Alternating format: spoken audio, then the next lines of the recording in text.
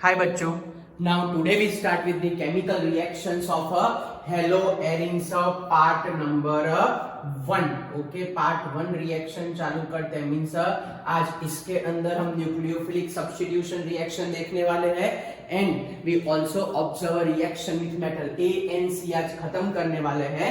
Next lecture में हम जाएंगे इसकी कौन सी रिएक्शन है, तो नेक्स्ट लेक्चर में हम पढ़ेंगे इसकी इलेक्ट्रोफिलिक सब्स्टिट्यूशन रिएक्शन। आज के लेक्चर में हमारा टारगेट होगा कुछ भी करके कौन सी रिएक्शन खत्म करे, तो nucleophilic substitution reaction and reaction with the metal, ये हमको कुछ भी करके प्यारे बच्चों खत्म करना है।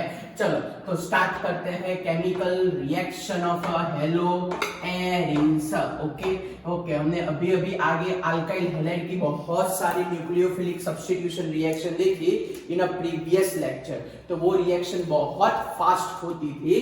तो अब क्वेश्चन ये है, सबसे पहला क्वेश्चन इसके अंदर ऐसा अराइज होता है कि why nucleophilic substitution reaction why nucleophilic substitution reaction is difficult, why nucleophilic substitution reaction is a difficult reaction for haloarenes. What is the main reason why nucleophilic substitution reaction is difficult for the haloarenes? उसका main reason क्या है, क्यों वो जल्दी nucleophilic substitution reaction नहीं देते? प्यारे बच्चों मेरे को ये बताओ कि what do you mean by nucleophile? Nucleophile का मतलब होता है attraction towards a positively charge, और कहने का मतलब न्यूक्लियोफाइल किसको पॉजिटिव की ओर अट्रैक्शन होता है? Negative charge. So all negative ions are known as a what? So all negative ions are known as a nucleophile. All negative ions are known as a what? A nucleophile. चलो सबसे पहला main reason अगर हम देखने जाए तो first reason which we explain is a bond length.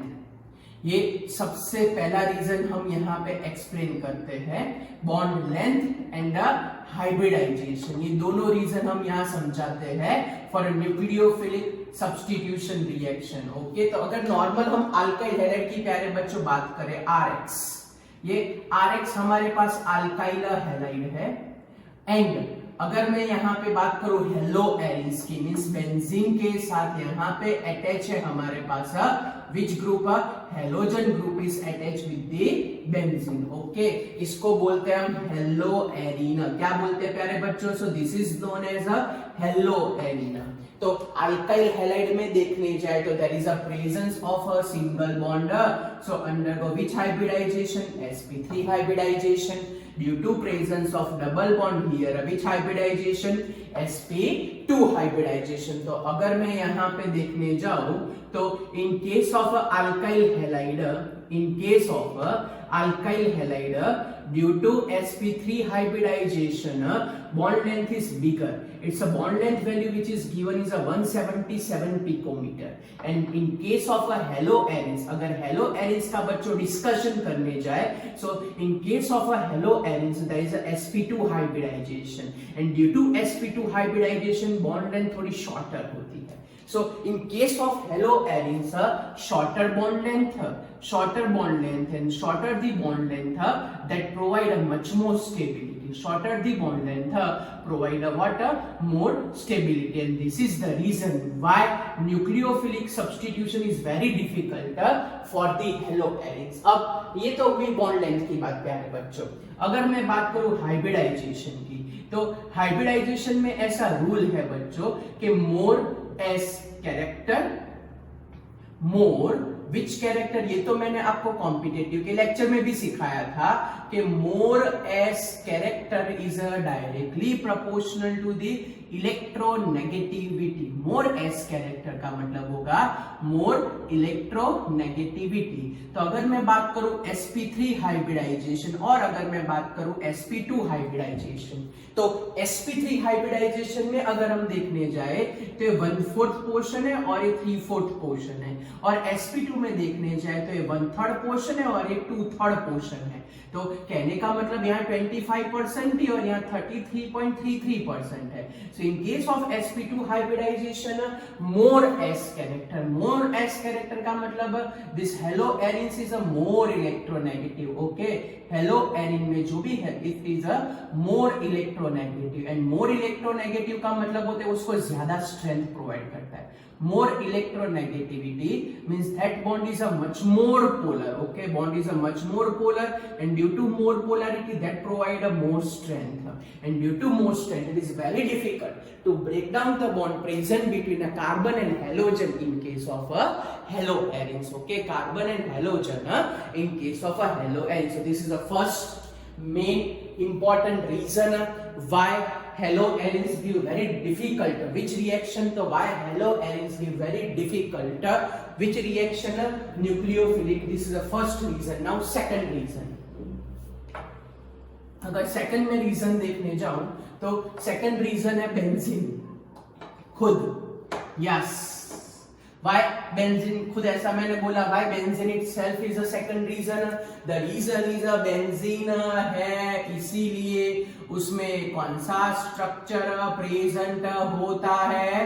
Resonance structure प्यारे बच्चों. Yes, due to this resonance structure haloarenes के अंदर ये रिएक्शन बड़ी डिफिकल्ट होती है. ओके, तो रेजोनेंस स्ट्रक्चर का मतलब अगर मैं बात करूं हेलोएरिन्स की तो इन केस ऑफ हेलोएरिन्स अगर मैं देखने जाऊं तो हेलोएरिन्स में बेंजीन प्रेजेंट है. तो here we say that haloarenes itself electron rich species.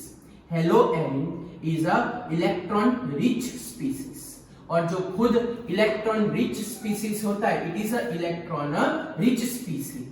And due to electron rich species it is difficult that nucleophile is attracted. It is a difficult क्योंकि न्यूक्लियोफाइल का भी कौन सा चार्ज है बच्चों? बोलो, न्यूक्लियोफाइल का भी कौन सा चार्ज? Negative charge. हेलोएरिन भी खुद कौन सा? इलेक्ट्रॉन, वो भी negative. So it is difficult for a nucleophile to attract. It is difficult for a nucleophile to attract, and this is the reason. Okay, it is very difficult that it is very difficult to nucleophile to attract. So this is the reason. कोई बोले resonance structure draw करो तो कैसे draw करें? तो chlorine contain lone pair. This lone pair is involved in a resonance structure. मैंने बहुत सारे रेजोनेंस स्ट्रक्चर आपको सिखाए हैं. आप लोग जीनिट सीरीज में जाके वहां रेजोनेंस स्ट्रक्चर का सीख सकते हो लॉजिक. ओके, मैं तो यहाँ सिखा रहा हूँ. चलो, सबसे पहले it is behave as a electron donating group. तो सबसे पहले इलेक्ट्रॉन डोनेट करेगा. तो चलो इलेक्ट्रॉन डोनेट करते हैं. इलेक्ट्रॉन डोनेट करता है तो उसके ऊपर कौन सा चार्ज आएगा प्यारे बच्चों? Positive charge. सिंगल बॉन्ड का क्या हो जाएगा? डबल बॉन्ड हो जाएगा. और उसके बाद अगर हम आगे बढ़े तो ये ऐसे आ गया. चलो अब बताओ, जैसे ही मैंने ये स्ट्रक्चर ड्रॉ किया कौन से कार्बन को तकलीफ हुई? तो जैसे ही मैंने ये स्ट्रक्चर से ये कार्बन को बड़ी तकलीफ हुई. चिल्ला रहा है? नहीं नहीं नहीं नहीं नहीं. क्यों चिल्ला रहा है? क्योंकि 1 2 3 4 5 वैलेंसी हो गई तो नहीं चलेगा. So to maintain the balance electron pair shifted on adjacent position means electron pair चली जाएगी यहां पे.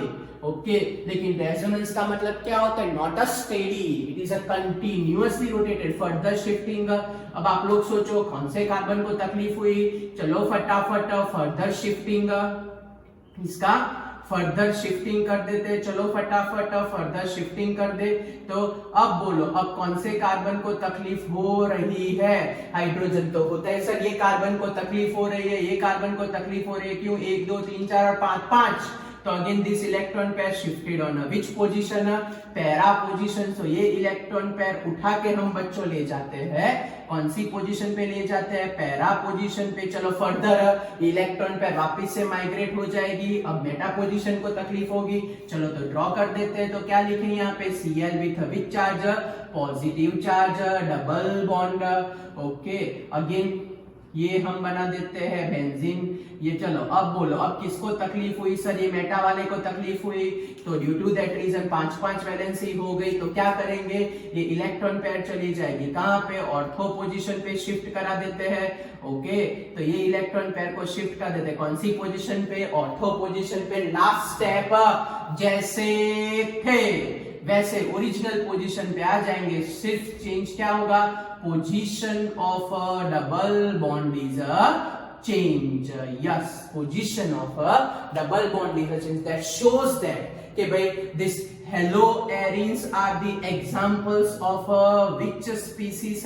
Electron rich species. जहां पे भी देखो वहां पे आपको इलेक्ट्रॉन पेयर ही दिखाई देती है, so it is very difficult for them to attract any type of a nucleophile. So this is the second main reason why nucleophilic substitution reaction is very difficult. चलो टप्पी पड़ी।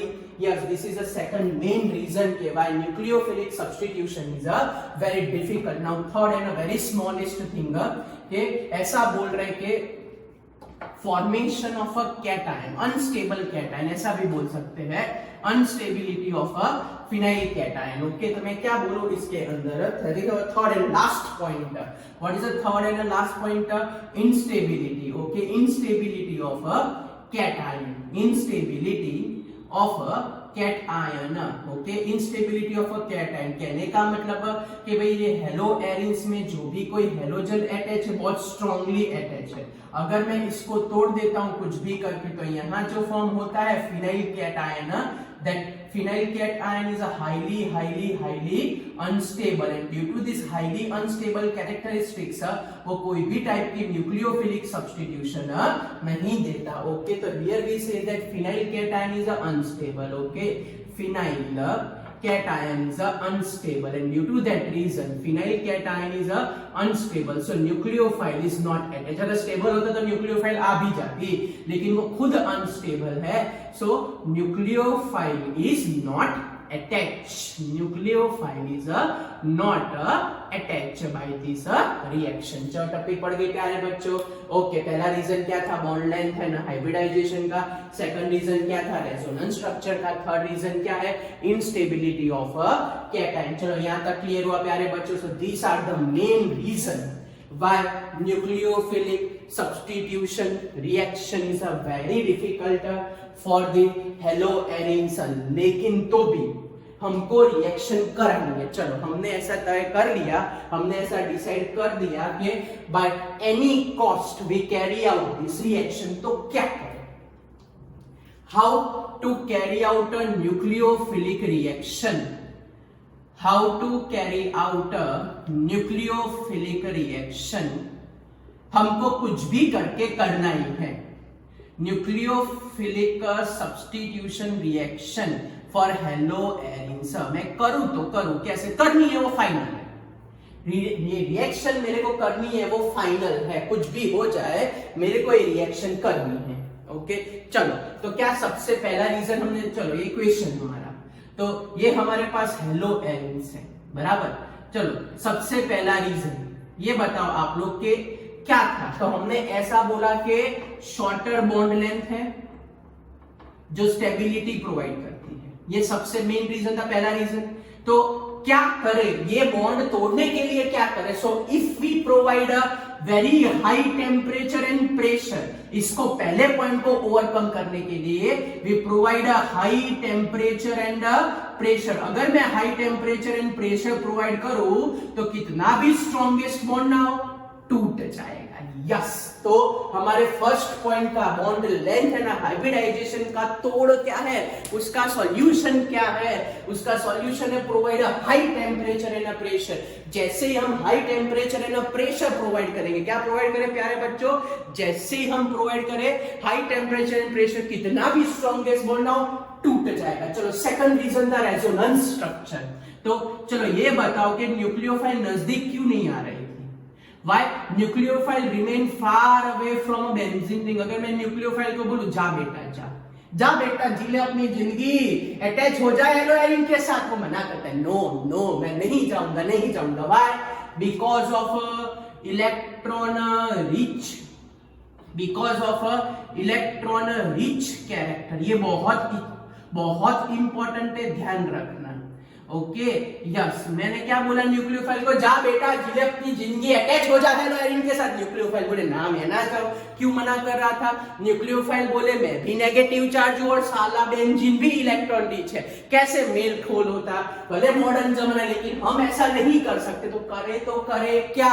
वो क्या करे न्यूक्लियोफाइल, क्या करे? बोलो बोलो yes.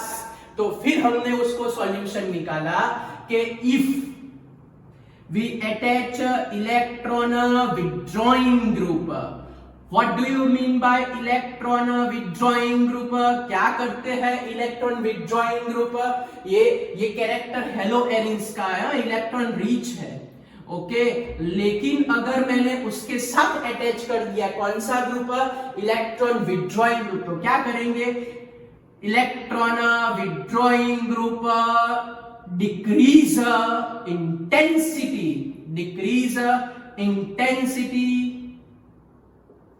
Of negative charge. Yes, वो सारे के सारे इलेक्ट्रॉन रिच स्पीसीज में से इलेक्ट्रॉन को अपनी ओर खींच लेंगे. तो अपनी ओर खींच लेंगे तो क्या होगा? न्यूक्लियोफाइल धीरे धीरे हिम्मत करते करते नजदीक जाएगा. तो EWG group decrease electron rich nature. EWG group decrease electron density, decrease electron density on halo arenes, और तब जाके ये रिएक्शन पॉसिबल होगी. So these are the two main parameter जो हम रिएक्शन में यूटिलाइज करने वाले हैं. These are the two main parameter. सबसे पहला पैरामीटर प्यारे बच्चों क्या है कि भाई भले shorter bond length, high temperature pressure product bond सट करके टूट जाएगा. Second, bye attaching electron withdrawing group. क्यों न्यूक्लियोफाइल क्यों नहीं जाता था? हमने बोला जा भी जाए, अटैच हो मना करता था. तो उसका सॉल्यूशन क्या आया? Simple solution. न्यूक्लियोफाइल बोले कि बेंजीन में से इलेक्ट्रॉन खींच लो तो मैं आराम से नजदीक पहुंच जाऊंगा. Okay, and due to that reason हमने अटैच किए EWG. What is the full form of EWG? Electron withdrawing group. वो हेलो एरिन्स में से इलेक्ट्रॉन विड्रॉ कर लेंगे, और जैसे ही इलेक्ट्रॉन विड्रॉ हो गए नेगेटिव चार्ज की इंटेंसिटी बच्चों क्या हो गई? डिक्रीज हो गई. ओके, नेगेटिव चार्ज की इंटेंसिटी डिक्रीज हो गई. Now nucleophile is easily attracted. Okay, तो ये सब कुछ अभी करने वाले हैं. क्लियर? पता चल गया यहां तक? कोई डाउट? तो इसको बोलते हैं nucleophilic substitution. Why it is difficult and why we go for the special conditions. चलो क्लियर यहां तक? कोई डाउट? ओके, चलो now we start with the nucleophilic. आपको पता है क्या करना है? High temperature pressure, normal temperature pressure पे वो कभी भी रिएक्शन नहीं देता. ओके, क्या बोला मैंने? लो टेम्परेचर प्रेशर पे वो कभी भी रिएक्शन प्यारे बच्चों नहीं देता. ओके, चलो तो अब रिएक्शन स्टार्ट करते हैं. आप लोग सोच समझ के आंसर बताना. बराबर?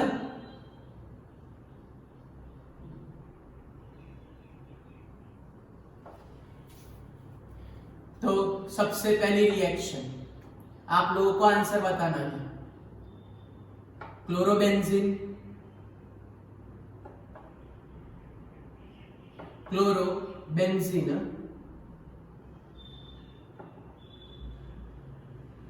Aqueous NaOH. Second reaction chlorobenzene,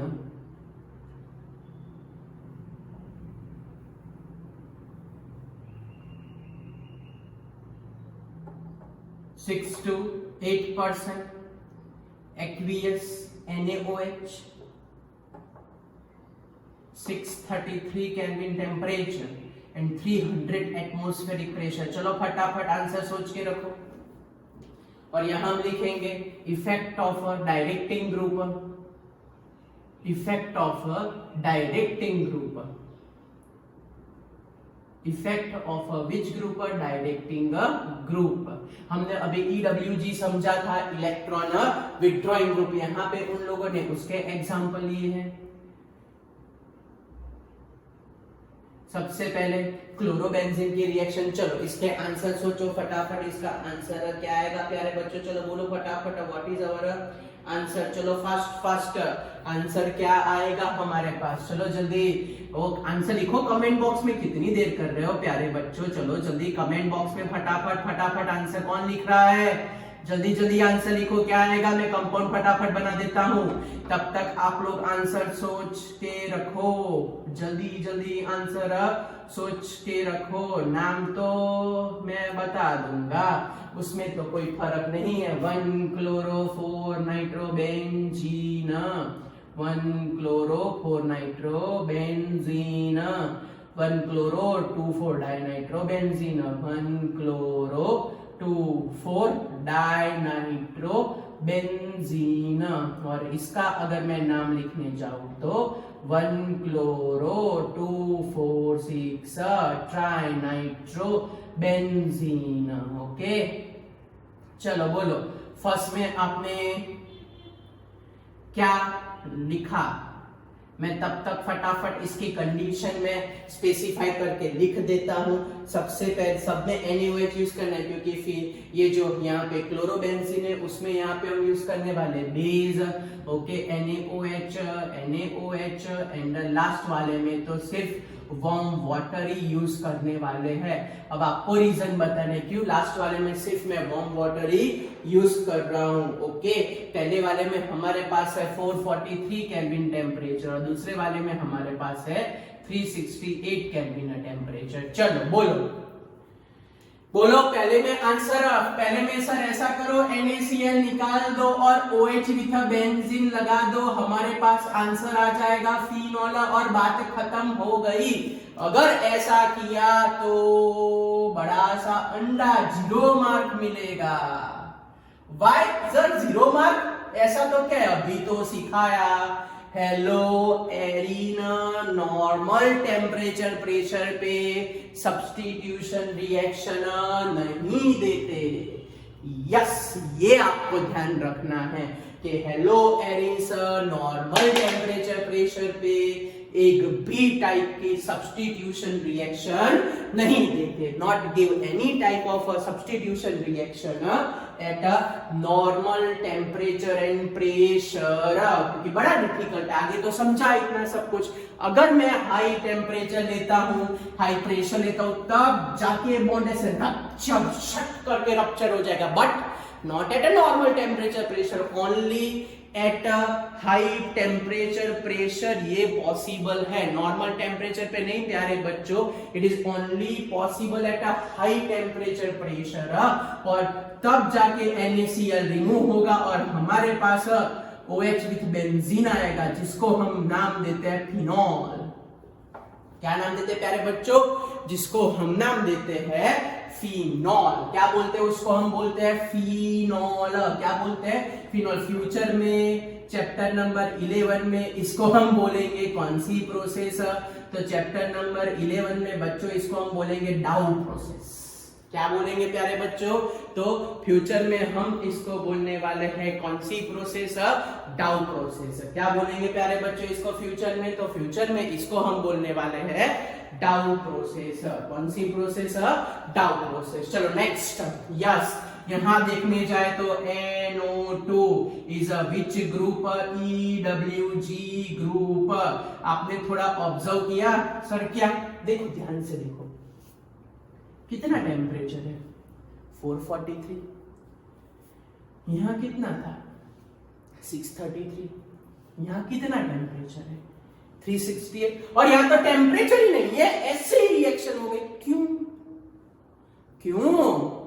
फिर से यहां 633 केल्विन, तो यहां 443, यहां तो 3 से, और यहां तो है नहीं, पानी के साथ रिएक्शन। क्यों? अभी तो सिखाया के मोर EWG ग्रुप, जितने EWG ग्रुप होगे that much more reactivity towards nucleophilic substitution reaction, क्योंकि ये सबके सब EWG ग्रुप क्या करते हैं? इलेक्ट्रॉन को विथड्रॉ करते हैं। जितनी इलेक्ट्रॉन डेंसिटी कम होगी उतना क्लोरोबेंजीन खुशहाल हो जाएगा और न्यूक्लियोफाइल उतनी ही जोरदार इंटेंसिटी से उसको लपेट में ले लेगा। फिर से बोल रहा हूं, यहां नहीं दिख रहा है बहुत सारे को, तो मैं यहां ऊपर लिख रहा हूं, ये NO2 EWG ग्रुप है।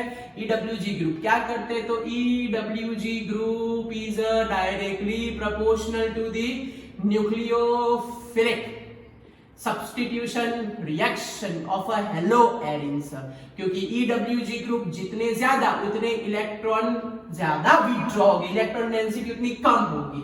Okay, nucleophilic substitution of hello arenes. Okay, और जितनी इंटेंसिटी कम होगी उतना न्यूक्लियोफिल दो जोरदार स्पीड से वो DDLJ की तरह से जोरदार दौड़ के क्लोरोबेंजीन के साथ अटैच हो जाएगा। ओके, इसलिए यहाँ टेम्परेचर ज्यादा है, एक NO2 तो टेम्परेचर कम हुआ, दो NO2 तो और टेम्परेचर, तीन NO2 तो बहुत फास्ट रिएक्शन कर देता है ये। ओके, तो NaCl जाएगा, NaCl जाएगा, इसमें तो HCl जाएगा, सब में OH है ना, OH प्रोड्यूस होगा, तो यहाँ पे आएगा OH विथ बेंजीन NO2, यहाँ देखने जाए तो OH, फिर यहाँ देखने जाए तो NO2, फिर लास्ट वाले में देखने जाए तो OH, और फिर तीनों जगह पर क्या आ जाएगा प्यारे बच्चों, NO2 एंड NO2, तीनों पोजीशन पे क्या आ जाएगा, NO2 एंड NO2। तो इसको हम क्या बोलते हैं, इसको बोलते हैं 4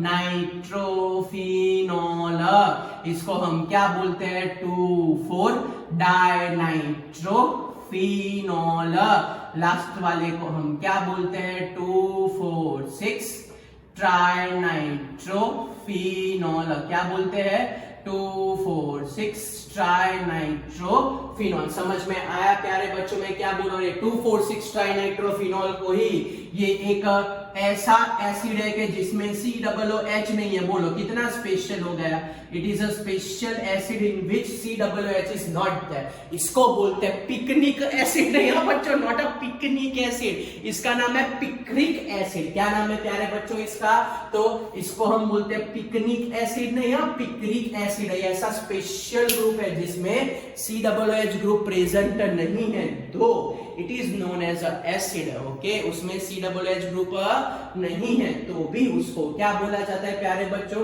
दो it is termed as a acid, no COOH group, though it is termed as a acid. Okay, yes, reason because of more electron withdrawing group, ये सब -m इफेक्ट वाले हैं, और जितनी -m इफेक्ट ज्यादा होती है that much of a more acidic property. Okay, हमने पढ़ा था। Okay, more -m effect more acidic property. Okay, more -m effect more acidic property. Okay, जितने NO2 ज्यादा, एक्चुअली EWG ग्रुप को ही बोलते हैं -m effect, more -m effect more acidic property. Okay, more which property, तो मोर acidic property. टप्पी पड़ गई बच्चों, चलो कोई doubt, so this are the important concept के why nucleophilic substitution is a difficult.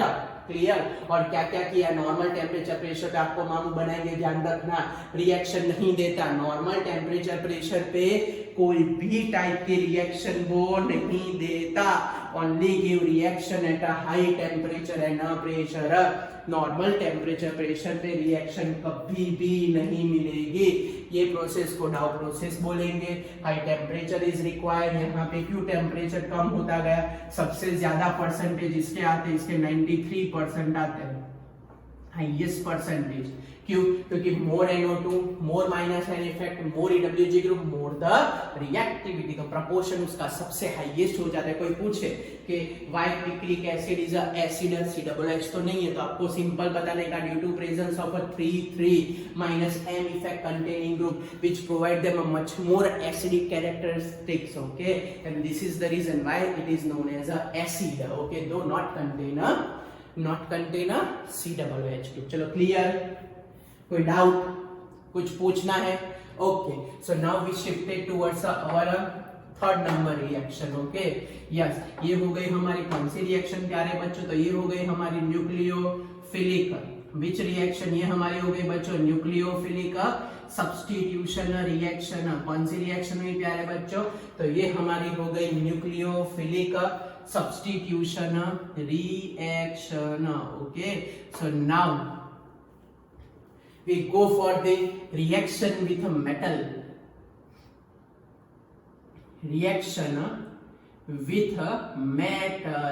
so this reaction with metal is divided in a two category। आपको याद है, आपने दो रिएक्शन पढ़ी थी, एक ग्रिग्नार्ड एंड वुड्स रिएक्शन, हाँ सर याद है, तो ये वुड्स नहीं देता, वुड्स के जैसी रिएक्शन देता है।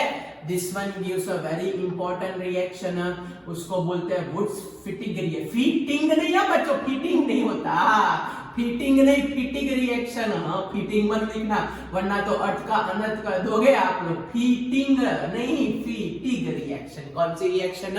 Fitting reaction, Wurtz Fittig reaction. Okay, yes, Wurtz के जैसी है। वुड्स में क्या करते थे याद है? हाँ सर, सोडियम मेटल यूज करते थे, ड्राई ईथर यूज करते थे। इसमें यही करना है माइनर चेंज के साथ। What is a minor change? So when hello arenes react with the alkyl halide RH in a presence of a sodium metal and dry ether। बोला था बैलेंसिंग नहीं करेंगे, आपको खुद समझना है कैसे बैलेंसिंग करना है, वो आपको खुद समझना है। ओके, तो ये 2 मोल्स ऑफ Na, तो चलो क्या करें, halogen halogen and Na, removal of water, removal of 2 moles of NaX, क्या रिमूव करें? 2 मोल्स ऑफ NaX। चलो क्या बाकी रहा? तो हमारे पास चोटी, और चोटी के साथ क्या बाकी रहा? R बाकी। ओके, चोटी के साथ क्या बाकी रहा? R बाकी। So this R is known as what? Alkyl benzene. Okay, R is known as what? Alkyl benzene. चलो इसके 3-4 एग्जांपल लेते हैं तो आपको क्लियर हो कि उसका मतलब क्या है। Okay, so when this chlorobenzene, when chlorobenzene react with 2 component. Okay, सबसे पहला if it is a react with the CH3Cl, if it is a react with the CH3CH2Cl। Okay, अगर इसके साथ रिएक्शन करे और sodium metal and dry ether. Okay, sodium metal and what प्यारे बच्चों? तो sodium metal and dry ether. Okay, तो balancing मैंने खुद किया है, एग्जाम में बैलेंसिंग नहीं होगा, 4 मार्क मैं बोलूंगा, आपको खुद समझना है कि ये आए तो खुद बैलेंसिंग आपको करना है। ओके, चलो क्लोरोबेंजीन की अगर मैं रिएक्शन करूं तो हमारे पास क्या आंसर आ सकता है? चलो बोलो फास्ट फास्ट फास्ट।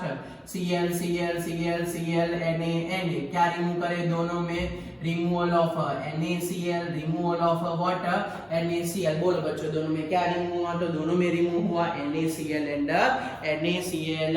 ओके, अब क्या बाकी रहा? बोलो। तो सर यहाँ पे बाकी बची चोटी।